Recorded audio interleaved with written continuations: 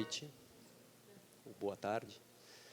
Queria agradecer a presença da plateia que está aqui conosco, também das pessoas que estão acompanhando pelo YouTube. Recebi umas mensagens aqui de alguns amigos designers que estão acompanhando. Podemos dar nomes, mas obrigado por nos acompanhar. E a gente conversa hoje com o Ronald Sasson. Queria agradecer você também o seu tempo, desviou a sua rota. Depois você pode contar um pouquinho para a gente, para estar aqui conosco. E a gente vai falar um pouquinho sobre a carreira do Ronald. Também ele fez um trabalho muito importante para nós na Mecal. E eu queria até propor para você na nossa conversa de, através de cada peça, a gente abordar um pouco a visão que seria interessante, talvez, para um estudante de design, mas também para um profissional que estaria especificando as suas peças, e também para a própria indústria. Eu vou tentar trazer um pouco da visão da indústria que a gente teve com o Mecal com a sua peça, também agora com o Docol, acompanhando o desenvolvimento da Docol, agora que a Mecal faz parte do grupo Docol. Então, em cada peça, a gente tem muita história, mas tem muitos vieses a se enxergar nela. E a gente vai, deixa eu só testar aqui. Vamos começar já com uma das peças que não teve sequência, mas é uma das que eu mais gosto. Eu coloquei ela aqui em primeiro. Se você puder contar um pouquinho para nós. Então, esse banco, eu comecei... Primeiro, boa noite, desculpe. Meu trabalho é fundamentalmente um trabalho de indústria, um trabalho como designer industrial e seguindo normas, regras, enfim, briefing, mercado, tudo que diz respeito, né? Eu não tenho uma formação acadêmica, não fiz arquitetura, nem pouco desenho industrial. Eu cursei um curso de agronomia inconclusivo, que tem tudo a ver com design. E fui para a indústria, né? Trabalhando sempre. Tive essa questão artística muito ligada à minha personalidade. Eu acho que o designer que queira levar a profissão adiante tem que cada vez mais, eu não digo fugir dos dogmas técnicos, porque eles são imprescindíveis, mas tentar trazer essa questão artística para a funcionalidade o máximo possível. Então, voltando sobre essa peça, é uma peça de edição limitada, onde eu fujo dessas questões de indústria, de preço, de toda essa questão de mercado, obviamente, né? Então, essa é uma peça que foi uma edição de 10, em aço, com um acabamento externo numa lâmina de IP, essa aqui, e a parte interna em latão, que, para trazer um pouco desse glamour, é um banco extenso, bem pesado, inclusive, e foi exposto em vários lugares. Daí ele ganhou um prêmio na Inglaterra, um prêmio que me surpreendeu até. Então, está aí a peça. Tem 2,50 m, toda em elos separados, né? E eu acho que o último está lá na Herança Cultural, até aqui em São Paulo. Qual o nome da peça? Chama Kansai, porque a região de Kansai, no Japão, eu fiz uma pesquisa óbvia, assim, meio rápida, é a região onde tem os trançadores de bambu, e tem peças que esses caras fazem que vai para Sotheby's, vai para galerias muito importantes mundo afora, peças de $1 milhão, coisas. Então, eu achei que tinha uma cara de cesto de bambu, de alguma maneira, e trouxe esse nome para linkar as duas coisas de alguma maneira. Muito bacana. Depois eu quero te perguntar especificamente, assim, nomear as peças e o caráter que ela tem, mas como você falou um pouquinho da tua formação, até queria voltar um pouquinho. Eu sei que, até lendo sua bio, fora os prêmios, que acho que é legal da gente citar, você tem a conta exata, mas já aí dezenas de prêmios internacionais, nacionais. E quando você volta um pouco, até lendo ali a tua história, você já falou aqui, você não teve uma formação acadêmica por si só.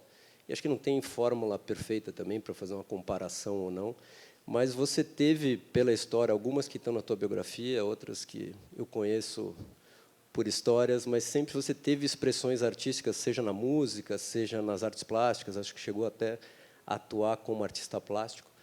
E se você pensa um pouco agora na tua formação ou no caminho da sua, sabe, da sua carreira mesmo, o quanto isso foi bom, talvez essa liberdade de forma, você achou no design uma forma de expressão artística, e o quanto aí junto disso, uma curiosidade também, a primeira peça de design, como que ela aconteceu, como que da música e das artes plásticas você caiu para o design, quando você percebeu que você tinha virado designer, se isso é que aconteceu num momento específico, uma encomenda, ou enfim. É, eu realmente trabalhei como artista plástico um bom período da minha vida, sei lá, era muito novinho, enfim, mas e começou do nada. Eu comprei aqueles papéis, eu não me lembro o nome, mas era um papel que misturava tecido próprio para pastel, que se faz com o dedo, né? E eu comecei a fazer obras de pastel, uma coisa bem intuitiva, enfim. E depois passei para o acrílico, porque eu não tinha paciência com óleo, que levava um mês para secar. Então, eu fui para o acrílico, né? E fora que o óleo tem terebentina, que me fazia mal, enfim. E eu acho que nas artes plásticas você ganha um senso de equilíbrio que é fundamental, assim, peso das cores, composição, qual é a hora de parar, né? Exagerei, volta, entendeu? E o design tem bastante disso, né? Você vê muitos trabalhos de designers novos que querem implementar tudo de uma vez só, põe toda a testosterona num projeto e ele passa longe. E esse equilíbrio ele vem muito com, eu não vou dizer experiência, mas com um pouco de bom senso que você vai adquirindo na tua carreira. Isso serve para os arquitetos, serve para qualquer coisa, né? Não passar. E as artes plásticas me ajudaram muito nisso. Daí, na minha casa, eu pintava em cima da mesa de jantar, minha esposa amava isso, enfim. E eu falei, pô, pelo menos eu vou fazer um móvel para guardar as coisas. E eu desenhei um móvel de vergalhão de construção civil, com umas tábuas lá tal, e ficou uma coisa bem escultórica, até bem inovativa.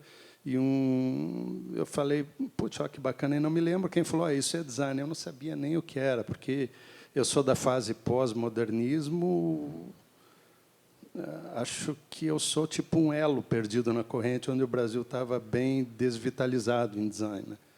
E ali partiu, comecei a fazer mais peças, fui numa marcenaria, falei, poxa, eu tive uma ideia, e um marceneiro lá fazia as peças para mim, sem nenhum critério de qualidade, nada, mas pelo menos botando em prática. E depois foi, sei lá. Muito bacana. E você dando esse exemplo, quer dizer, você se percebendo como designer, era um outro momento do mercado, tal, mas uma coisa que eu tenho bastante curiosidade e acho que é bacana trazer essa questão da caminhada e do desenvolvimento das próprias empresas, das próprias, tanto a grande indústria como fornecedores, talvez de um porte médio ou menor.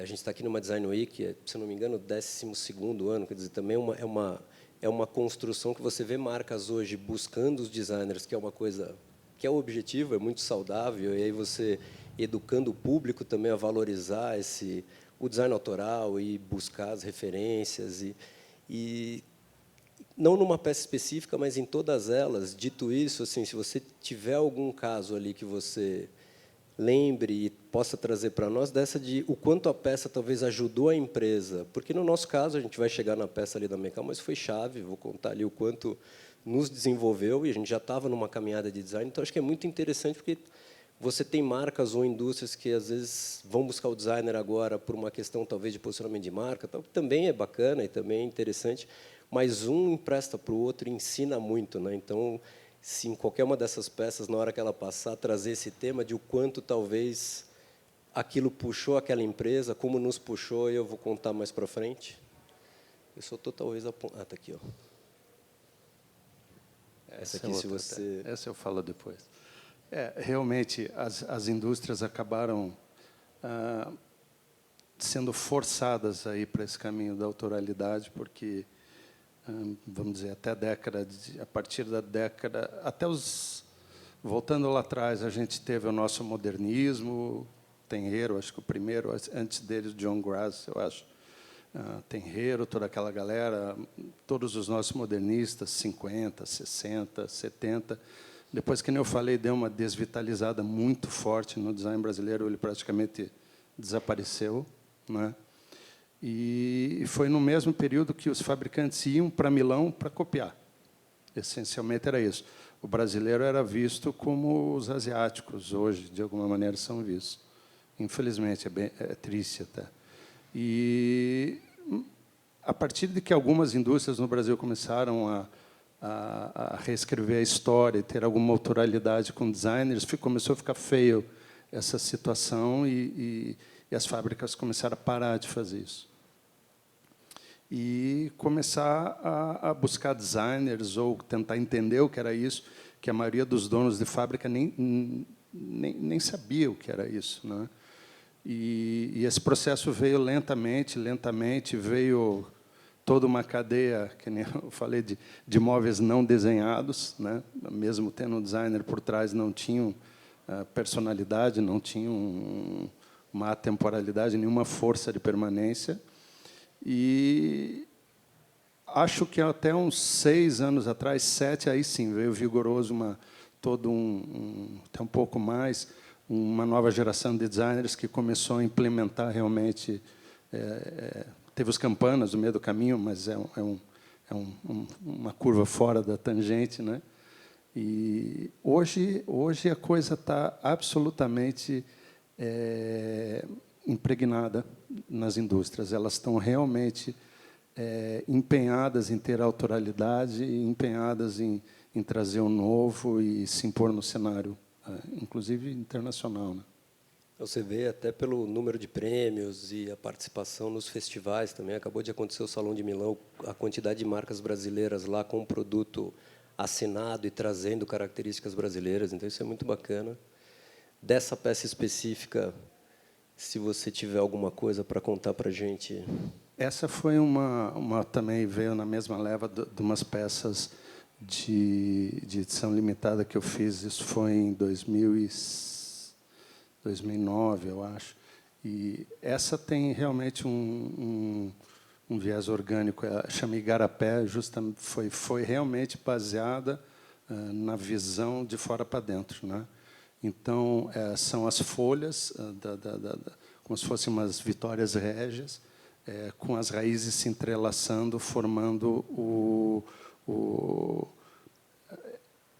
todo esse emaranhado, né, que fica nos igarapés e não nos rios principais da Amazônia, né, onde elas conseguem ficar permanentes. Então, realmente, eu acho que é uma das peças que eu tenho que realmente mais busca uma fonte de inspiração. Mais até outras eu dou o nome, linko o nome, tem muita relação, mas essa é realmente baseada nas folhagens do igarapé. Eu não sei se essa foi uma das que ganhou prêmio internacional ou não, eu daria um prêmio para ela, assim. Muito obrigado. Mas é uma coisa que carrega uma história. Quando a gente está falando de brasilidade e tal, esse é um ótimo exemplo, porque assim é algo que realmente remete. Era uma das que eu lembrava do nome, porque eu lembro da primeira vez que eu li e lembrei do igarapé e tal. Mas é que é uma coisa comum para nós, talvez fora vai fazer com que os jurados ou quem vê a peça, quem quiser entender o nome, até um nome que talvez soe meio diferente fora do Brasil, vai entender um pouco até do bioma da Amazônia através de uma peça dessa. Então, é muito bacana. Eu sei que você não vai ter, talvez, um formato, uma fórmula única, mas a nomenclatura das peças é muito importante, né? Assim, é uma coisa que sempre chama atenção. E, como você explicou nessa daqui, né? Talvez você foi inspirado pela forma e dali foi um nome talvez mais óbvio e direto, que longe de ser agora que a peça está pronta, mas você tem uma... Quando que vem o nome, qual é o peso dele, a importância? Eu vejo que você tem muito esse cuidado, porque todas as peças... Tem algumas vezes que eu desenho a peça propriamente, unicamente pelo impulso estético de criação e desenvolvimento da peça. não tem nenhuma relação com nenhuma inspiração, com nome. É uma expressão que nem eu falei, que junta arte e função, e deu. Outras vezes, eu trago algumas lembranças estéticas ou plásticas que eu tive no passado. Por exemplo, eu tenho um banco que chama Serpa, que realmente eu vi numa obra do Ivan Serpa todo o movimento geométrico. Eu criei um banco para aquela obra. Outras vezes eu leio uma frase que me toca de alguma maneira ou me traz algum ponto de sensibilidade. Eu resolvo fazer uma peça com a conotação poética pura e simplesmente para aquela peça. E outras vezes não tem nada. Eu li num caminhão o nome dele. Mentira. Não, dá para ver quando... Não, porque você tem alguns designers que usam humor e que é bacana também, sempre tem um certo humor nos nomes, mas eu vejo que você faz essa ligação muito forte, sempre o nome da peça sempre tem uma história muito forte. E vamos na sequência aqui para... Eu só estou, talvez, apontando para o lugar errado. É o mesmo. Para todos os lugares, menos para lá que eu estava.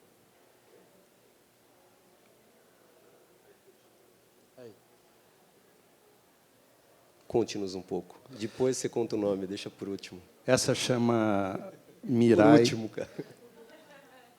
Eu fiz uma coleção, foi antes da pandemia. A gente tem essa história agora, né? Antes ou depois da pandemia. E foi antes da pandemia, a Sônia, dona Sônia, aqui da firma Casa, me chamou para fazer uma coleção para eles. Eu fiz uma coleção pensando na cultura asiática, de alguma forma, notadamente na japonesa. Todas as peças levam um nome japonês ou um nome asiático, de alguma maneira. E essa é a Mirai, que é uma poltrona feita em fibra de vidro, revestida de couro, e tem esse manto das geishas, né, aberto. Todas as peças tinham uma ligação bem forte com essa questão japonesa. E essa é uma peça que está aqui na firma Casa, aqui do ladinho. E a questão dos materiais também, a gente não vai ter uma peça única, mas acho que conforme a gente vai passando, aqui tem uma das, não sei se uma das primeiras, mas uma das primeiras que eu conheci tanto o seu trabalho através dessa peça, por ser de metal, me chamou a atenção e chegamos onde chegamos. Foi no Rio de Janeiro, lembra? Sim. E, quer dizer, a gente já passou aqui por couro, pelo estofado, pelo metal. O metal você explora bastante, tanto tonalidades como o próprio metal, e depois um revestimento de madeira. Então, queria saber um pouco, antes da Zósimo, origem, mas a tua relação com os materiais. Se você tem uma coisa de buscar outros materiais para não ficar preso a um, até por percepção de ser alguém ligado àquilo. Essa é uma coisa que, às vezes, me perguntam sobre... você gosta muito desse material, daquele... Eu me dou a liberdade de não me prender a materiais, sabe? A única coisa que eu realmente não trabalho é plástico. Nenhum tipo de plástico, nada contra, mas não é o meu. Não fibra de vidro. Fibra de vidro eu acho bastante legal trabalhar, né? É uma questão que se trabalhava, os pós-modernistas, os modernistas da Califórnia trabalhavam fibra de vidro, o Zalzupin trabalhou, o Percival trabalhava fibra de vidro, muito, né? O orelhão é dele, enfim. Mas eu não me prendo a materiais assim, e como não me prendo também em questões como eu não sou minimalista, eu não sou... Até uma pessoa uma vez falou, mas você é um designer sem estilo. Eu falei, eu sou... Ainda bem. Então, é difícil dizer isso é meu, isso não é meu, baseado em materiais, sabe? Agora mesmo eu estou fazendo uma nova coleção, bem brutalista, de madeira. Então, o que eu gosto é de explorar o limite de cada material. Isso é legal. Então, essa é uma poltrona, a primeira poltrona de edição limitada que eu fiz, ela chama Zósimo, isso foi uma homenagem ao Zósimo Barroso do Amaral, porque ela tinha todo esse glamour. Eu gosto muito de pensar naquele Rio de Janeiro da década que eu ia, quando era pequeno, na década de 70, então eu tenho uma afeição por essa época. Então, eu chamei de Zósimo. Então, mas aqui ela é revestida de latão, de chapas de latão, né? Já a Aninha é de aço puro. Então, eu vou ao limite do que cada material pode fazer, e isso é uma coisa que seria legal até todos os designers que, porventura, estejam vendo essa conversa, não se prender muito a, puxa, eu vou até aqui, porque depois aqui não é minimalista. Eu vou... É triste do cara que se prende, sabe, em alguma situação, né? Enfim.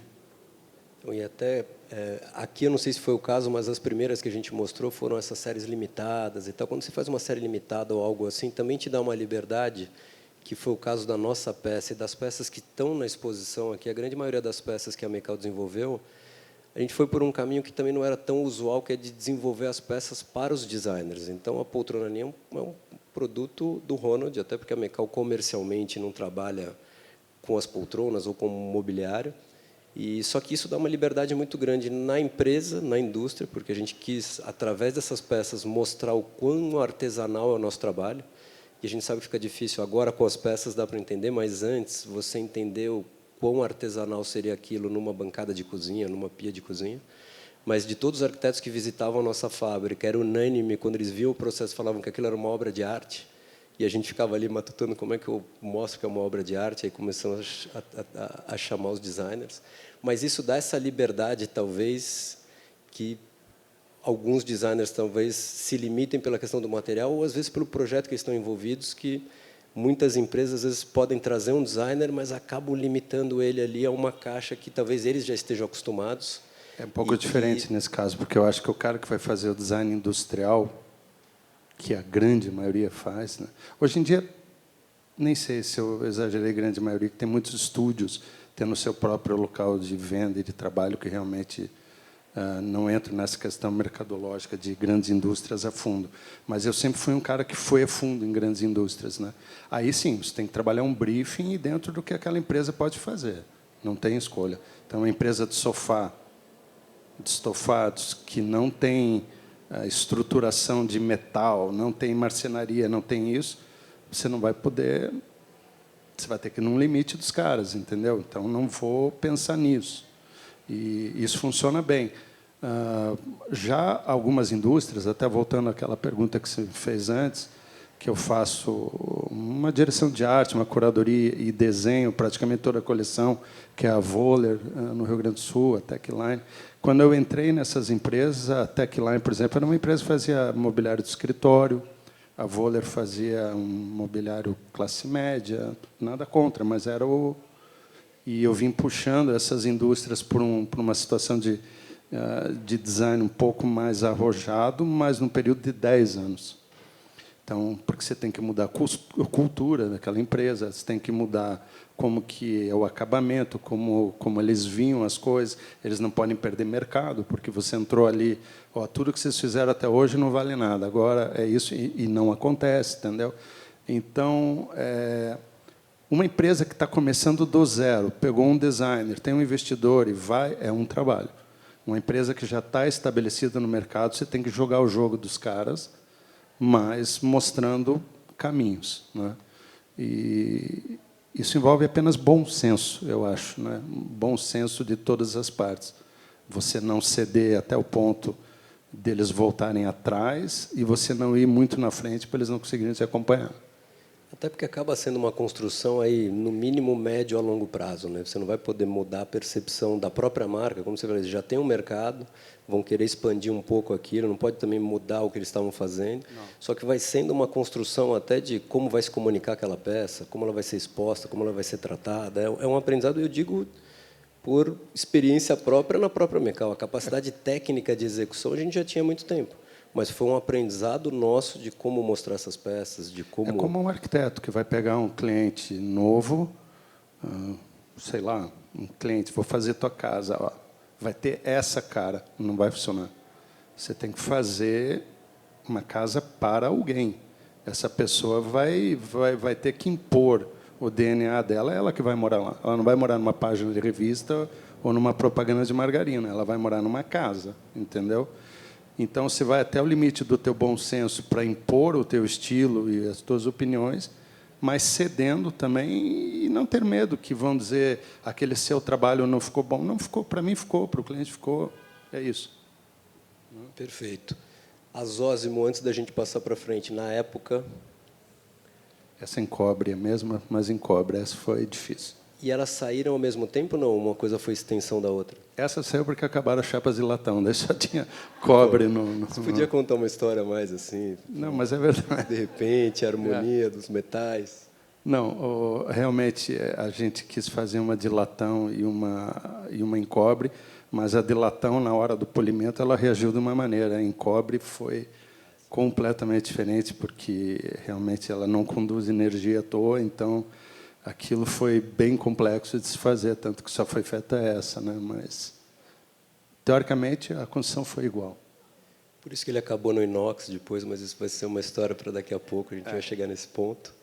E só como curiosidade, aquela de latão, só perguntar, o pessoal está trocando ali, né? Ou ela está no... Ah, então tá bom. E a de latão, acho que com certeza tinha algum um acabamento, uma cera, um verniz, alguma coisa de proteção? Foi feito um polimento com várias lixas e depois a gente cobriu com uma espécie de um PU para ele não azinavrar, mas mesmo assim é um material complicado. Só quis preparar isso para falar do inox depois, mas tá, entendi. Esse é o Copan. Essa peça é uma peça totalmente em buia, essa aí. E é um banco que foi feito para a galeria, para Espaço, em Nova York, que é do Carlos Junqueira, que faz um trabalho esplendoroso para o design brasileiro. E para a herança cultural do Pablo Casas, aqui, meu galerista aqui, São Paulo, amigo querido. Então, é culpa realmente por conta do prédio aqui, né? Uma alusão à fachada dele. Depois eu vim a descobrir que existem muitos designs chamados Copans por aí, eu me achando o criativo. Enfim, mas é uma peça muito legal que eu gosto muito. Mas essa é uma peça de linha para um... É uma peça de linha, uma peça de linha. E é uma peça chata, complexa de fazer. É esquisito pensar como é que a usinagem trabalhou aqui, mas a gente corta as várias tábuas de embuia, prende todas elas com grampo, um sargento, leva para um CNC de 5 eixos, ele faz o trabalho de usinagem e depois a gente só abre de novo, né? Então, é um processo bonito, é um balé de ver ela ser construída, né? Muito bacana. Se puder, por favor, olha lá. Dá para ver um pouquinho melhor. Acho que eu consigo daqui, que eu estava apontando errado. Vamos tentar aqui. Esse já é o Black Tie, um sofá novo que foi feito agora, não tem em lugar nenhum, só tem lá no Sul, no meu estúdio. E ele realmente é uma fita sem começo nem fim que dá volta nele mesmo. Então, a ideia era justamente essa, não ter interrupções, né, na estofaria. Ele é um laço, como se fosse realmente uma gravatinha black tie, por isso do nome. Acho que a gente tem outros ângulos dele aqui. Tem, aí. Essa aí, o estofador que fez lá da fábrica, ele não é mais meu amigo hoje em dia. Realmente, o cara, a gente fez muitas até conseguir chegar no resultado, porque ali naquela quina eu não queria uma costura. E o material, obviamente, levantava, né? Então, a gente fez um processo de colagem ali, então foi bem complexo. E isso é uma coisa importante que assim, a gente também pôde ver diretamente no seu desenvolvimento conosco, com a Mecal, o quanto realmente, quando você fala que entra a fundo na fábrica, para entender os processos, e vai ser natural. Isso foi um processo de aprendizado na própria indústria, porque você pega uma engenharia, a gente tem que meio que parar a produção ou desviar um grupo da produção, e quem está ali, normalmente, uma fábrica, e eu vejo mais ainda agora com a Docon, em altíssima escala, o dia a dia ali é melhorar um processo que já existe e melhorando ele a cada vez mais. Quando você pega uma coisa totalmente fora, tem uma certa resistência. Muito. E até você conseguir... Mas, assim, é incrível o resultado quando a peça está pronta, e isso a gente viu em todas elas, o orgulho da equipe toda que estava envolvida naquilo, e mais ainda quando estava numa exposição como essa, porque, de repente, você vê as peças ali na fábrica e tal.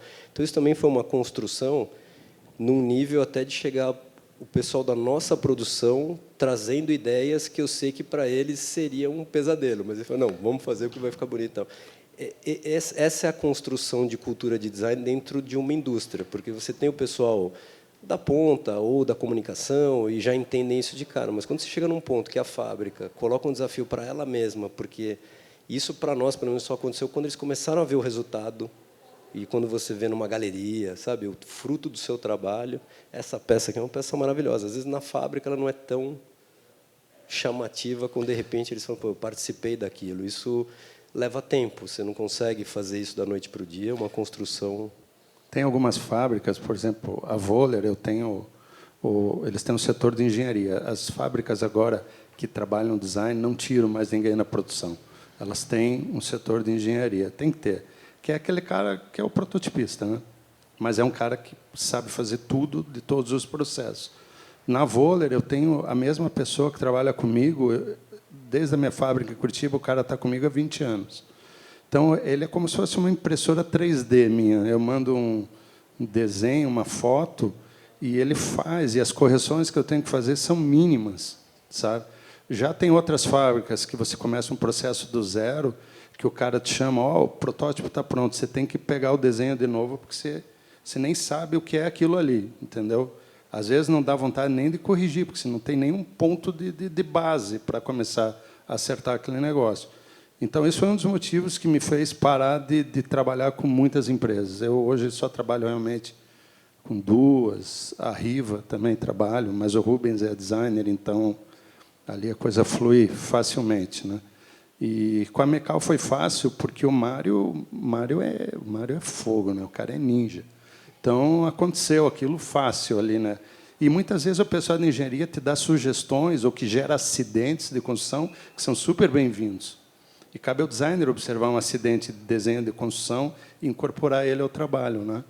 Mas engenharia é um ponto central para a coisa acontecer. Mas aí acho que é uma característica da sua postura de estar tão ali dentro, que é o que aconteceu com a gente, até fisicamente não é que você está aqui em São Paulo o tempo todo, mas todas as vezes que você estava aqui fisicamente, se envolvia muito em processos ou subprocessos justamente para poder perceber isso, quando talvez uma coisa que a gente entendia como um defeito te chamava atenção e virava uma característica da peça.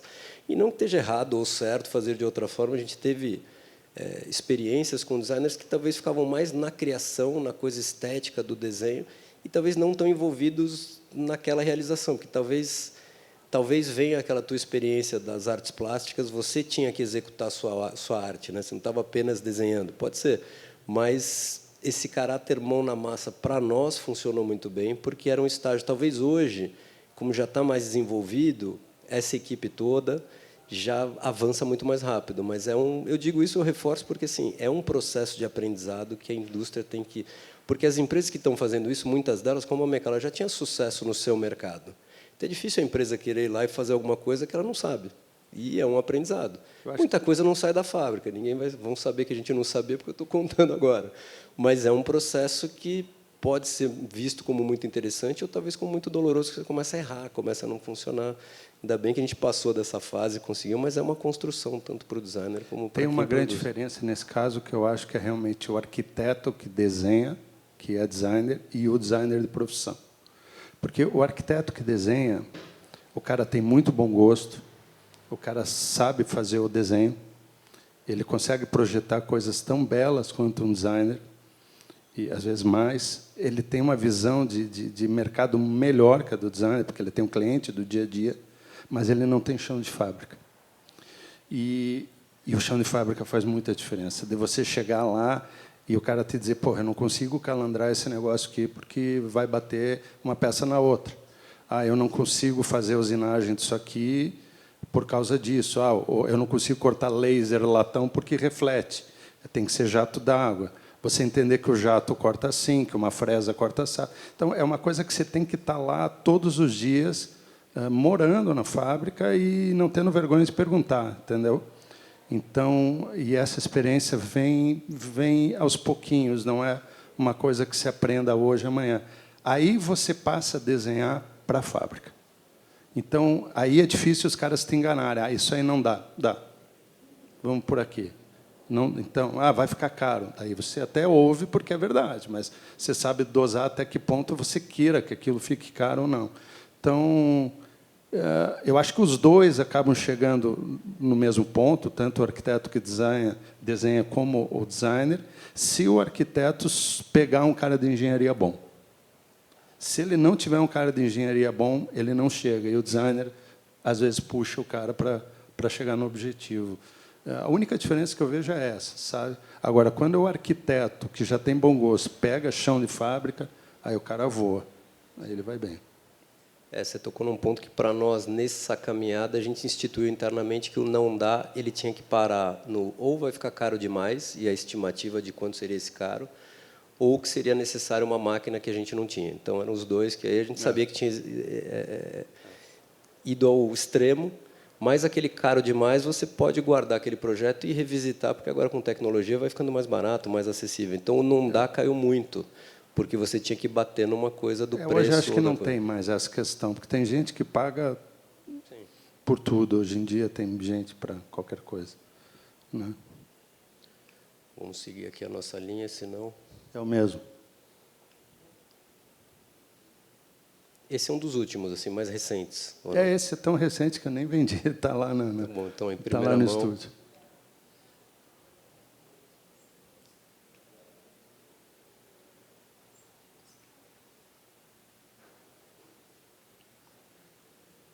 Vou pedir ajuda ali, o pessoal vai já ir mais rápido. Pronto. Essa é aquela mesma poltrona, só que aqui ela está num couro caramelo.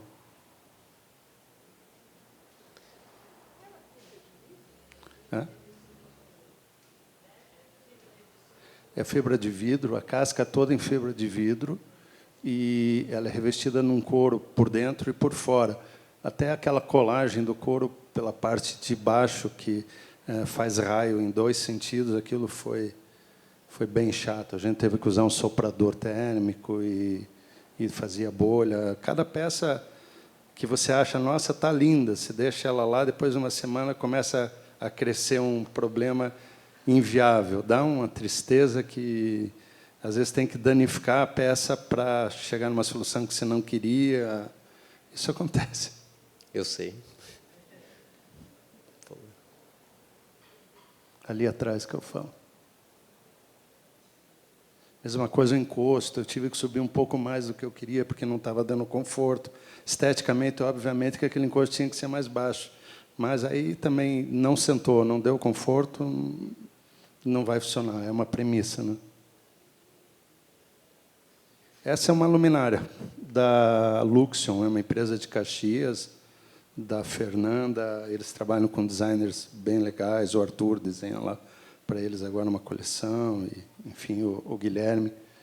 E ela é legal que ela gira esse globinho, ele gira em todos os sentidos, então ela pode usar de parede, de mesa. Eu não fiz muitas luminárias na vida, porque eu não domino muito essa questão elétrica e eu não tenho esse conhecimento da tecnologia em si, mas essa foi uma que eu queria fazer e funcionou bem. Mas você já tinha, isso eu ia te perguntar, se foi a primeira luminária que você tinha desenhado ou não? Você já tinha experiências? Não, eu fiz uma, chama Mars, até ganhei um prêmio em Chicago, a primeira luminária que eu fiz, e ela é muito legal, tem um centro de gravidade bem baixo, funcionou bem. Mas daí eu fiz mais algumas, mas a gente acaba não tendo tempo para as coisas, né? Tanta coisa que a gente quer fazer e não, agora vai, ano que vem, e aquelas promessas de fim de ano, você não muda porra nenhuma e é sempre a mesma coisa. Essa, qual é o nome dessa peça? Meridiana.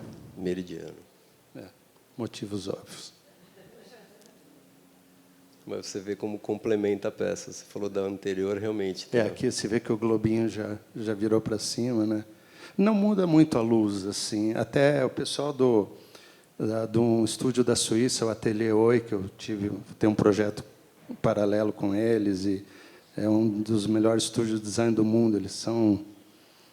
Aquilo é um estúdio de design com E maiúsculo. Então, eles têm um escritório na Suíça, eu visitei, fica na beira de um lago, é uma coisa maravilhosa. E eu conversando com o Aurel, que é um dos designers, ele falou que o que mais encanta o pessoal do estúdio não é a luz, é a sombra que ele causa. Então, eles têm uma visão muito especial, assim.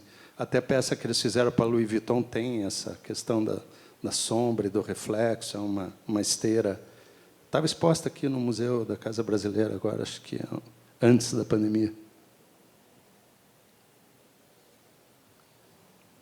Essa é a Soto. Essa é gozada, é aquela questão que eu te falei de você conhecer uma fábrica.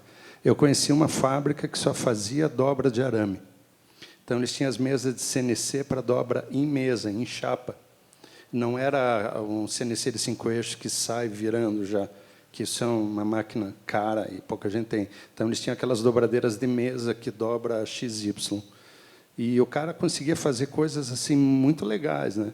Eu falei, pô, vou fazer uma poltrona e parece que é uma peça só que vai indo e voltando, mas são elos que são soldados por sistema térmico, né? Por contato só, né? Não tem solda aparente e funcionou super bem. Então, não pus estofaria para ela funcionar como uma escultura. Obviamente, não é nada confortável, mas dá para sentar, enfim. E essa vem pelo viés. Eu lembro que chegou a mostrar para nós o desenho, até houve uma consulta a gente fazer em inox. A gente ia fazer, né? Por talvez você ter pensado ela em metal, mas era uma coisa que aí sim eu não precisava nem consultar a engenharia, porque justamente aí você precisa dominar a técnica da dobra, não é arame, né? Mas a gente chama de arame, mas se fosse arame. E é uma coisa que no nosso dia a dia a gente não tem, então, por mais que seja de metal, era uma que a gente sabia que não tinha essa capacidade. Também um mundo. Não, era uma questão de realmente, você tem lá quem faz o aramado de inox, talvez até faria, mas precisaria ter essa vontade de parar a fábrica, fazer essa peça, mas realmente ela é muito bacana. E essa Soto tem um motivo também, por causa do Jesus Gabriel Soto, que é um artista cinético colombiano, venezuelano, não me lembro. E ele trabalha essa questão da arte cinética. E, na sombra, eu vi o movimento cinético dela, que, dependendo da luz, aquilo mexe. Então, o nome veio depois de eu ver a peça, né? Mas é muito bacana como complementa a percepção da peça. E, na luminária, você falou do prêmio, até que a primeira luminária que você desenhou, você ganhou um prêmio internacional e tal. A questão dos prêmios, assim, você tem os prêmios internacionais, os prêmios nacionais... O quanto você entende, fora fomentar toda a cadeia e premiar, mas qual que você acha que é o papel para o designer, seja no começo de carreira, seja quando já está consolidado, se é uma coisa que é muito para se divulgar e conhecer o seu trabalho, como é que, ou pelo menos como funcionou para você, porque também não é uma coisa que seja fixa. Eu trabalhei muitos anos sem pensar nessa questão de premiação, mas eu também não pensava em design, eu estava fazendo aquilo para sobreviver, porque eu não tinha outra formação, enfim. Depois de uma dada altura, eu fiz um banco, o Luzia, que eu nem tenho foto aqui, mas um banco legal até hoje. E eu gozava que as peças de premiação se tornam atemporais não por outro motivo, é uma realidade. E eu falei, putz, esse banco está bonito. A minha esposa falou, pô, escreve num prêmio. Eu falei, o que é um prêmio? Isso foi lá em... Nossa, muito tempo atrás. E... Pô, eu vi um prêmio na Itália ali, pesquisei e tal, mandei a peça e ganhou. Eu falei, putz, peguei e inscrevi também no IFE, que é um prêmio italiano, num prêmio alemão, ganhou o IFE também. E eu falei, pô, é como se eu tivesse ganhado um diploma por algo que eu não estudei, entendeu? É uma sensação boa quando você ganha um prêmio, porque são bancas multidisciplinares que fazem uma análise não subjetiva, mas sim estética, funcional, cultural, de mercado, resistência, engenharia. E o banco ganhou o prêmio, né? Quando eu ganhei o IFE, a minha carreira mudou.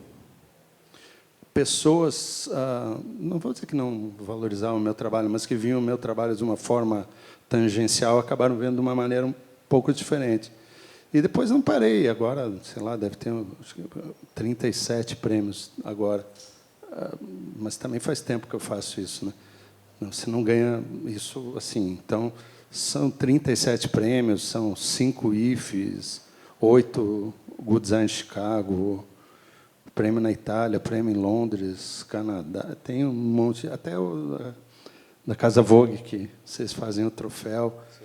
Então, mas para um designer que está começando ou já está estabelecido, é importante ter premiação. Não que vá definir que você vai ser melhor ou pior, isso não vai acontecer, mas te dá um respaldo, nem que seja por uma autossegurança, uma sensação sua, que não vá para o mercado, que você tem algum respaldo,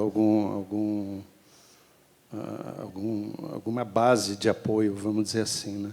Então, escrevam, é caro, é chato, é dólar, não é simples, sabe? Mas vale a pena. Se encontrar uma indústria que queira encampar, um IFE, alguma coisa, porque um IFE hoje custa entre o processo todo de enviar a premiação, não vai custar menos do que uns R$40 mil. Mas tem escritório no Brasil, da Juliana, eles ajudam, eles dão. Mas tem outros prêmios que você não precisa mandar a peça, então é bem mais barato. Mas, depois de um tempo, eu fui vendo que eu também queria filtrar para que premiação eu queria ir, o que eu queria mandar. Cada prêmio tem uma linguagem.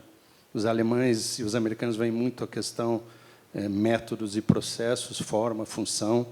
Eles são realmente filhos da escola industrial Bauhaus. Os alemães não por nada, né?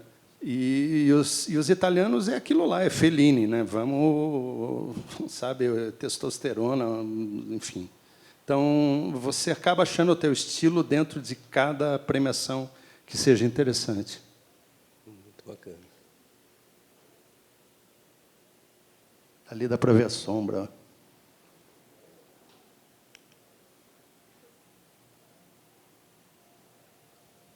Aí já é um trabalho mais recente. Não, também é antigo. Ah, é? Essa aí eu vi num ferro velho em Curitiba, um banco de... Juro por Deus do céu, não estou brincando. Um banco, eu acho que era de uma caminhonete fora, assim. Acho que era uma D20 antiga.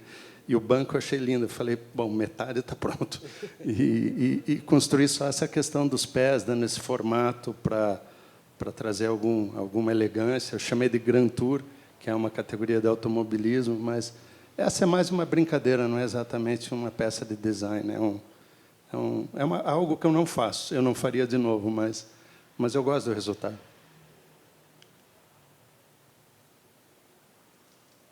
Mas não é uma peça de linha, então, não foi desenvolvida... E essa é a nossa NIM que a Mecal fez. E essa foi um desafio, porque, primeiro, não sei se todo mundo é familiarizado, mas o inox é um material muito duro, muito difícil de trabalhar. Então, o que a Mecal faz é trabalhar conformando o material impossível em algo possível, porque não é brincadeira. Ele reage mal ao dedo, ele reage mal à escovação, a solda não é simples, é um material... É um material que exige muito pré-preparo, muitas vezes, da chapa, e a gente sempre tem tanto consultas, ou um preparo da chapa mesmo, ou cuidados que você tem que estruturar ela, diferente de outros materiais. Então, por isso que, muitas vezes, a gente recebe consultas, até dos profissionais que são parceiros, para que a gente faça algo em outros metais, e a gente opta por extrair o máximo do inox exclusivamente, justamente por ser um material tão difícil. Às vezes, você pega um bom serralheiro, ele trabalha com 3, 4 tipos de metal da mesma forma. E o inox, por mais que, às vezes, o resultado pareça semelhante, o trabalho é bem mais complexo. Então, você imagina, a empresa tem 60 anos, desde o início só inox, e a gente ainda tem muito a aprender. Mas esse tipo de projeto foi o caso que eu estava falando. Como ele é um projeto mais livre, ele traz muita possibilidade de experimentação. Então, até o detalhe do... Aí o Ronald vai explicar a questão estética e de inspiração. Porque a ideia era que, apesar de ser o inox, que é um material mais bruto, mais impositivo, eu queria que fosse uma fita de inox bem suave, que deixasse a peça leve. E eu quis misturar a questão do polimento com escovado. Então, as bordas da poltrona são polidas. Dá para ver bem a diferença, e o resto é escovado. Como é que eles fizeram? Eu não sei, mas o Mário, que é um engenheiro lá da Mecal, e o nosso líder ali, tá aqui o chefe lá. O segredo, o que dizem é que o seu Kenneth conversa com o inox e ele responde. Então, por isso que a gente consegue fazer o que a gente faz. Conseguiram resolver. Então, E foi uma peça bacana, porque pô, foi mandada para espaço em Nova York, foi para uma exposição em Milão, e ela senta bem, apesar de ser inox assim, a ergonomia ficou muito boa, né? E tinham questões para nós técnicas que você vendo a peça acabada, você pode ter a sensação que o encosto dela é de uma chapa fina e o assento de uma chapa nela acaba sendo mais robusta. Na construção, o assento é todo feito numa chapa de 1 milímetro, que é uma chapa normal das bancadas de cozinha, e o encosto é uma chapa de 6 milímetros, que, no caso do inox, é bem espesso. É muito espesso. É muito espesso, até porque ela tem uma resistência que você precisaria do dobro. Por exemplo, em aço carbono, ela teria uma resistência de 12 milímetros de aço carbono para essa de 6. Então, bastante difícil de trabalhar, de calandrar. E foi bem no momento em que, no Salão de Milão, na Eurocutina, estavam começando a se utilizar as bancadas muito finas de cozinha. Que era a placa, no caso de Corian, ficava a placa direta, sem acabamento nenhum. Então, se buscava aquela coisa de 4, 5, 6 milímetros de bancada de inox. E que, na construção tradicional de bancada, seria uma coisa impossível, porque a gente estava indo no caminho que a gente estava acostumado a fabricar. Quando vieram projetos assim, a gente ganhou experiência em trabalhar com a chapa muito espessa em peças de arte que eram um pouco mais livres, né? Para fazer uma bancada, a gente teria algumas restrições que teria que atender algumas coisas de mercado. No caso aqui, era conversar com muito cuidado com o artista, para a gente alterar um pouquinho o desenho, mas que foi realmente muito fácil com o Ronald, pelo entendimento dele direto. Até tinha coisa que ele trazia e ele já falou, bom, pensei isso aqui, mas eu sei que dificilmente vai dar. Então, ele já sabia da limitação, mas ele tentava um pouco. E aí teve um caso que eu até citei no começo, mas acho que vendo a peça fica mais fácil de enxergar. Nessa nossa caminhada de criar uma cultura de design dentro da empresa, para a própria produção buscar esse desafio, para não limitar aquilo, foi muito bacana, porque em muitas idas e vindas tinha uma questão de detalhe no final, ali na base da poltrona, que a gente tinha uma dificuldade técnica, o Ronald trouxe uma solução que ele já estava feliz como designer da peça. E me chamou a atenção que o pessoal técnico, o Mário, o Janes, que estavam envolvidos ali, eles continuaram trabalhando em cima. E se você é uma pessoa responsável pela produção, não só de uma peça dessa, mas da produção do dia a dia, se o designer já está contente, eu posso seguir meu trabalho e está tudo bem. Mas eles continuaram ainda em cima daquilo que, para eles, não estava no limite que a gente poderia chegar. E, quando eu vi isso, que eles quiseram questionar, trazer para o Ronald, aí ele pegou a ideia deles e ainda levou um pouco mais adiante e ficou o resultado final, que era uma coisa de como é que ia morrer ali a peça no final e tal, que eu percebi que a gente estava conseguindo efetivamente colocar essa cultura de design dentro da empresa na cadeia toda, porque você tem uma produção preocupada em refinar ainda mais algo que o designer já estava contente com aquilo. Isso é só o tempo e a insistência e você trazer referência. E foi muito importante quando o Mário, como engenheiro da fábrica, foi para Milão junto com a gente também, então, para entender qual era a demanda de lá, porque é diferente você trazer uma coisa, estão usando lá. E a gente nunca teve esse posicionamento de simplesmente seguir o que está lá, querer entender o que estava, mas é diferente quando o responsável da engenharia está indo e trazendo ideias e tal. E isso é trazido para o nosso dia a dia, para os projetos de cozinha, porque ele traz toda essa referência já e facilita muito. Assim, agora que já foi feita essa jornada, pô, é bacana, é muito satisfatório contar, mas é uma insistência, é um trabalho que você querer reaprender algo que, no fundo, você não sabe, mas que você traz resultados. Ó, e era sempre um desafio a gente falar se a gente chamava de a chapa fina ou grossa, porque ela é muito espessa no nosso padrão. 6 milímetros de aço é algo realmente muito espesso. Mas em termos de design, assim, realmente, para quem não conhece o material, é uma laminazinha. Então, e dava uma certa, ela tem um efeito mola ali, quando você encosta, mas é bem sutil, então te dá um pouco de conforto, que seria um material realmente duro. Então, sou suspeito, como eu sou fã do rapaz aqui, mas foi ali dá para ver o polimento um pouco, né? Nós nunca tiramos foto boa dessa poltrona, né? Vamos fazer mais uma, então. Talvez ela ficou meio só um estilo, assim, né? A gente acabou não tendo ela fotografada de acordo nas exposições. A Mecal não quis pagar, né, a foto. Então, nesse momento, somos uma indústria.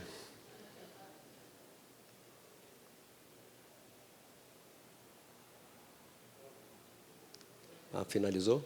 Eu achei que a gente tinha mais uma no final. Não, é essa. Embaixo ela é oca, porque senão... Sim.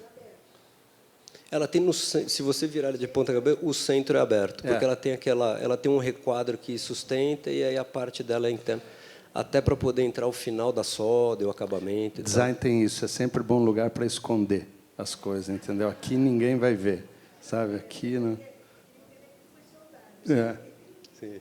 E o bom da peça de inox que assim, como ela é um pouquinho mais pesada que o tradicional, não é todo mundo que vai virar para ver ali aquela abertura, então ela se esconde bem ali.